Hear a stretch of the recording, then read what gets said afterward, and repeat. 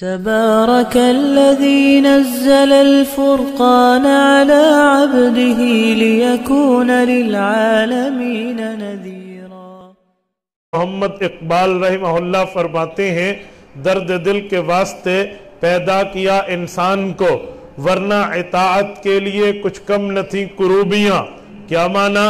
کہا اگر صرف اللہ کی عبادت مطلوب ہوتی، انسان کے احساس کا مقصد نہ ہوتا، کسی کی تکلیف کا احساس نہ ہوتا، کسی کی بیچارگی کا احساس نہ ہوتا، کسی مریض کے مرض کا احساس پیدا کرنا نہ ہوتا، اللہ نے صرف سجدے کروانے ہوتے، صرف عبادات کروانی ہوتی تو عبادات کے لیے، سجدوں کے لیے فرشتے کافی تھے۔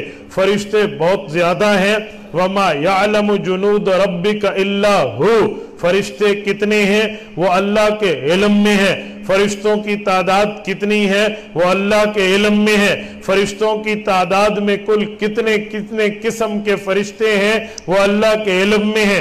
جب لا تعداد ہیں، جب لا محدود ہیں، بہت زیادہ ہیں، تو وہ اطاعت کر رہے ہیں، سجدہ کر رہے ہیں، اللہ کی بات مان رہے ہیں۔ بلکہ 28ویں پارے کے آخری صفحے پہ ہے لا یعصون اللہ ما امرہم ویفعلون ما یؤمرون۔ فرشتوں کو جو حکم ہوتا ہے وہ کر گزرتے ہیں، رب کی نافرمانی نہیں کرتے۔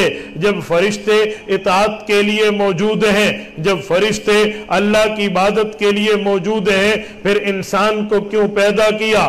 صرف عبادت مقصد نہیں ہے، عبادت بھی ہے، درد دل بھی ہے۔ درد دل کا معنی آپ کے دل میں آپ سے چھوٹے طبقے کے بندے کا احساس ہونا چاہیے۔ آپ اگر لاکھ روپے کماتے ہیں، جو 1000 کماتا ہے اس کا احساس رکھنا چاہیے۔ اگر آپ امیروں میں بیٹھے ہیں، آپ کے کتے بھی دیسی گھی کھاتے ہیں، تو آپ ان کا بھی احساس رکھیں جو ایک ایک روٹی کو ترس رہے ہیں۔ اگر آپ کے پاس کھانا پینا بہت ہے، آپ کے پاس مال و دولت بہت ہے، ثروت کی فریوانی ہے، آپ پر اللہ کی نعمتیں بچھ کر آ گئی ہیں، تو آپ کو اپنے سے کم غریب کا احساس بھی کرنا چاہیے۔ اگر میرے گھر کے بچوں نے بیٹھ کے کھانا کھایا، اس کے بعد فروٹ کھائے ہیں، مجھے ساتھ سوئے ہوئے پڑوسی کے بچوں کا احساس بھی رکھنا چاہیے کہ وہ تو اتنی طاقت نہیں رکھتے، جب میں فروٹ کھا کے اس کے چھلکے کوڑا کرکٹ پہ پھینکوں گا، کل پڑوسی کے بچے باہر آ کے ان چھلکوں کو دیکھ کے سوچیں گے اس گھر والوں کے پاس کھانا تو اتنا اچھا، ہم تو 2 روٹی کے نوالے کو ترس گئے ہیں۔ میرے دوستوں تمہیں احساس کرنا چاہیے، اسے کہتے ہیں درد دل، اسے کہتے ہیں احساس قلب، اسے کہتے ہیں غریب کا احساس کرنا۔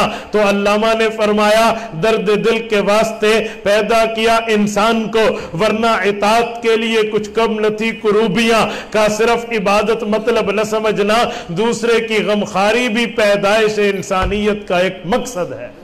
تبارك الذي نزل الفرقان على عبده ليكون للعالمين